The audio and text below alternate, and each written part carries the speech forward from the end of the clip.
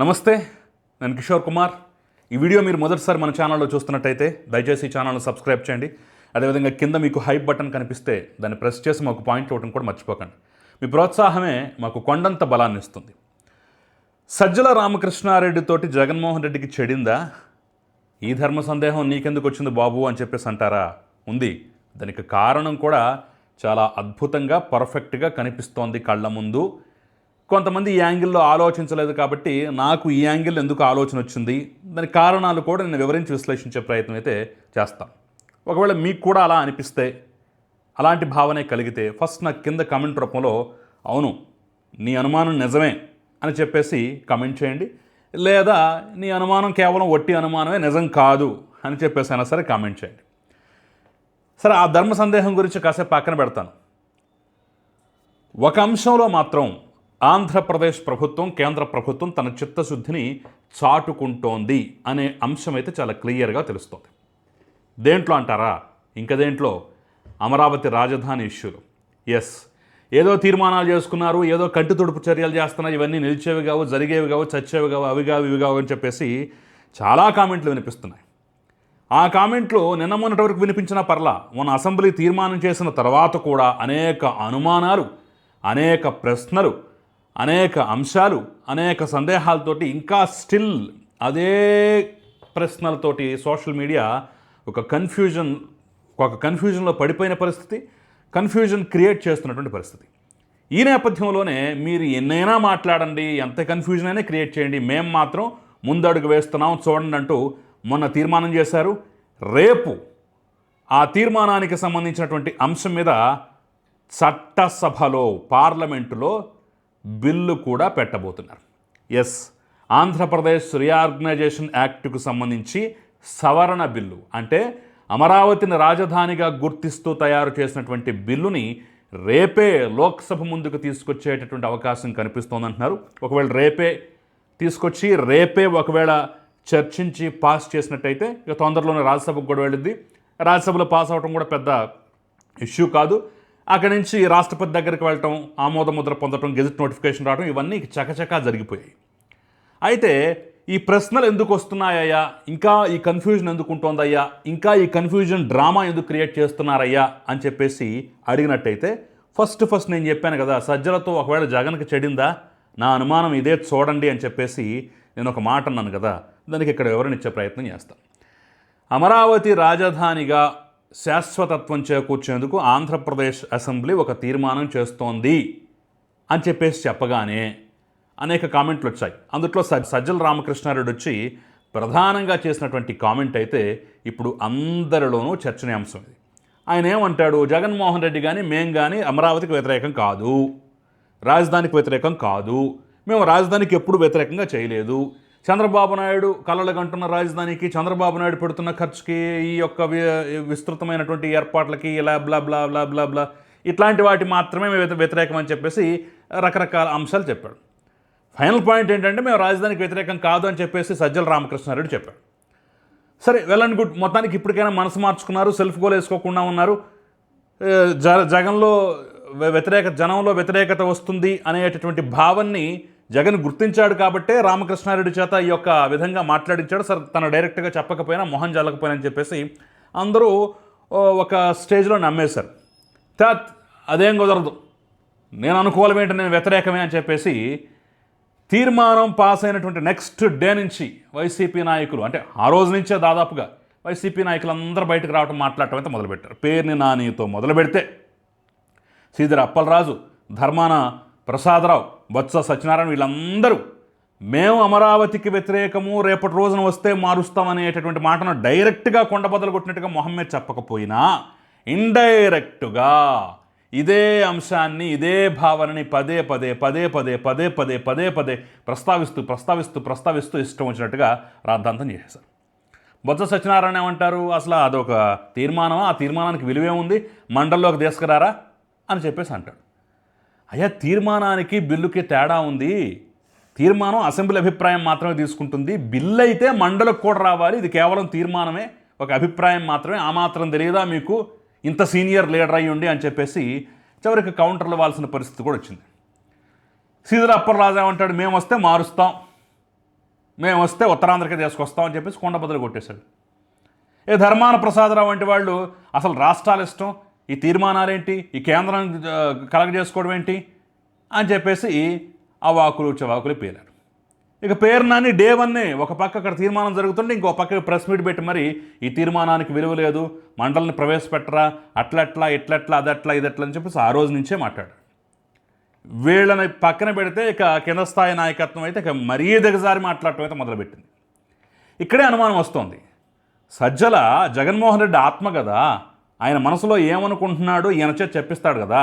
మరి సజ్జల వంటి వాడు బయటకు వచ్చి మేము రాజధానికి వ్యతిరేకం కాదు, పెట్టుకోండి చేసుకోండి అని చెప్పేసి మాట్లాడిన తర్వాత మిగతా వాళ్ళందరూ ఈ రకంగా ఎందుకు మాట్లాడుతున్నారు?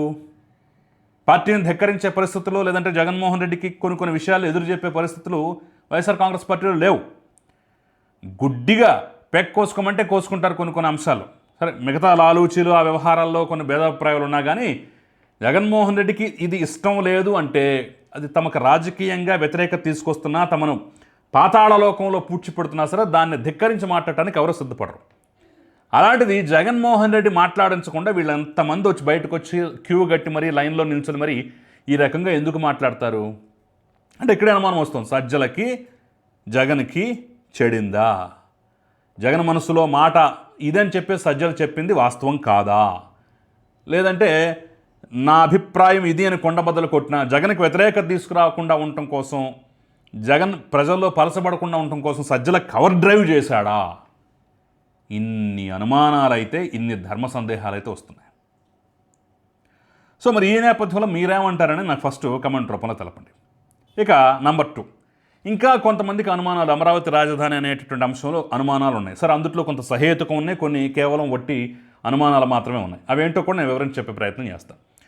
ఇప్పుడు బిల్లులో పెడతారు, రేపు పాస్ చేస్తారు, గెజెట్ నోటిఫికేషన్ ఇస్తారు, దానివల్ల మారేది ఏంటి అని చెప్పేసి చాలామంది అంటున్నారు. ఇప్పటి వరకు రాజధాని ఇది అని చెప్పేసి పర్ఫెక్ట్గా చెప్పినటువంటి పరిస్థితి నుంచి ఇదే రాజధాని అని చెప్పేసి ఒక చట్టబద్ధ అంశం అనేది ముందుకు వస్తుంది కదా. మరి దానికి విలువే లేదందామా? పార్లమెంటు చేసినటువంటి చట్టానికి అసలు విలువే లేకుండా పోయిందందామా? ఇప్పటి వరకు అమరావతి రాజధాని అని చెప్పేసి చట్ట ప్రకారం లేదు అని చెప్పేసి అంటున్నారు కదా. గెజెట్ నోటిఫికేషన్ లేదు, ఎందుకంటే సిఆర్డీఏ లాంటి బిల్లున్నా, సిఆర్డీఏనే కాచి కాపాడింది ఇప్పటివరకు ఏం చేయకుండా. సిఆర్డీఏ లాంటి చట్టం ఉన్న 33,000 మంది రైతులు 33,000 ఎకరాలు ఇచ్చినటువంటి నేపథ్యం, ఆ ఒప్పందాలు ఇవన్నీ పరిశీలించినా సరే అయినా సరే చట్టబద్ధంగా ఏమీ లేదని చెప్పేసి మాట్లాడుతున్న వాళ్ళకి ఇది చెక్ పెట్టినట్టే కదా, చట్టరూపంలో ఉన్నట్టే కదా. మరి దీన్ని ఎందుకు విస్మరిస్తున్నారో అర్థం కాదు. నంబర్ 2, రేపు వేరే వాళ్ళు వచ్చి, లేదా భవిష్యత్తులో ఎప్పుడుకో జగన్మోహన్ రెడ్డి వచ్చి మళ్ళీ మీరు మార్చినట్టుగానే అమరావతిని తీసేసి కేంద్రం ద్వారా విశాఖపట్నం అని చెప్పేసి లేదా ఇంకోటని చెప్పేసి పెట్టించడా? మీరు లేని పేరుని పెట్టినప్పుడు అతను ఉన్న పేరును మార్చడా అని చెప్పేసి డౌట్లు వ్యక్తం చేస్తున్నారు. అది అంత ఆషామాషి వ్యవహారం కాదు. అమరావతి అనేదానికి ఒక జగన్మోహన్ రెడ్డి తప్ప మిగిలిన పక్షాలన్నీ అనుకూలమే. బీజేపీ అనుకూలమే, కాంగ్రెస్ అనుకూలమే, సిపిఐ అనుకూలమే, సిపిఎం అనుకూలమే, ప్రజా సంఘాలు అన్నీ అందరూ అనుకూలమే, అందరూ అనుకూలం, ఒక్క జగన్మోహన్ రెడ్డి తప్ప. కేంద్రంలో బలమైన పార్టీలు, బలమైన కూటములు, ఒకటి ఎన్డీఏ అయితే ఇంకోటి ఇండియా కూటమి. ఈ రెండిట్లో ప్రధాన భాగస్వాములుగా ఉన్న బీజేపీ అనుకూలంగా ఉన్నప్పుడు, కాంగ్రెస్ పార్టీ అనుకూలంగా ఉన్నప్పుడు ఇక జగన్మోహన్ రెడ్డి ఎలా దీన్ని ఇచ్చేయగలడు? ఈరోజు కాంగ్రెస్ కూడా అమరావతికి మద్దతు పలుకుతోంది కదా. కాంగ్రెస్ బీజేపీ ఆంధ్రప్రదేశ్ విషయంలో ఏకాభిప్రాయానికి వచ్చింది 2 సందర్భాల్లో. ఒకటి రాష్ట్ర విభజన అప్పుడు, రెండోది రాజధాని అప్పుడు. ఆ రోజు ఏకాభిప్రాయానికి వచ్చారు కాబట్టే రాష్ట్ర విభజన జరిగింది. ఆ తర్వాత మొన్న ఏకాభిప్రాయానికి వచ్చారు కాబట్టే షర్మిల వంటి వాళ్ళు కూడా హర్షం వ్యక్తం చేస్తూ ఇది జరగాల్సిందే, ఇది ఉండాల్సిందని చెప్పేసి చెప్పారు. రాహుల్ గాంధీ వంటి వాడు మేము రేపు అధికారంలోకి వస్తే రాజధానిగా అమరావతిని గుర్తిస్తామని చెప్పేసి క్లియర్గా కొండబద్దలు కొట్టాడు ఆనాడే. మరి అలాంటప్పుడు దేశంలో ఉన్న ప్రధాన పార్టీలు, ప్రధాన కూటములు అమరావతికి అనుకూలంగా ఉన్నప్పుడు జగన్మోహన్ రెడ్డి మళ్ళీ చట్టాన్ని మారుస్తాడా? ఇతనికి ఉన్నటువంటి ఎంపీల బలంతో, సంఖ్యాబలంతో మార్చే అవకాశం ఉంటుందా? సాధ్యమా? అసలు దేశం మొత్తం ఇదేంటి, పాలకుడు మారినప్పుడల్లా రాజధాని మారటం ఏంటని చెప్పేసి నవ్వరా, నవ్విపోరా? ఆ సాహసం ఎవరైనా చేస్తారా? జగన్మోహన్ రెడ్డి సంతృప్తిపరచడం కోసం మేము రాజధానిని మారుస్తాం, ఈ అమరావతిని దాన్ని తీసి వేరే దాన్ని పెడతామని చెప్పేసి నరేంద్ర మోదీ కానీ లేదంటే ఆయన తర్వాత వచ్చినటువంటి నేతలు కానీ ఇంకెవరైనా సరే అనగలరా, ఆ సాహసం చేయగలరా? దేశం మొత్తం మొహం మీద వస్తారు. కాబట్టి అది జరిగే పని కాదు. ఈయనేదో పెట్టుకోవడం అనేది జరిగే పని కానే కాదు. ఇక నంబర్ 2, ఏం చేయగలడయా అంటే మొన్న చేసినట్టుగానే చేయగలడు. దాన్ని అభివృద్ధి చేయకుండా ఆ రిషికొండ లాంటి దాంట్లోనో ఇంకో దాంట్లో నేను కూర్చుంటాను, ముఖ్యమంత్రి ఎక్కడుంటే అక్కడే రాజధాని, అదని ఇదని అదని కహానీలు చెప్తూ కబుర్లు చెప్తూ అభివృద్ధి చేయకుండా దాన్ని పాడు పెట్టగలడు.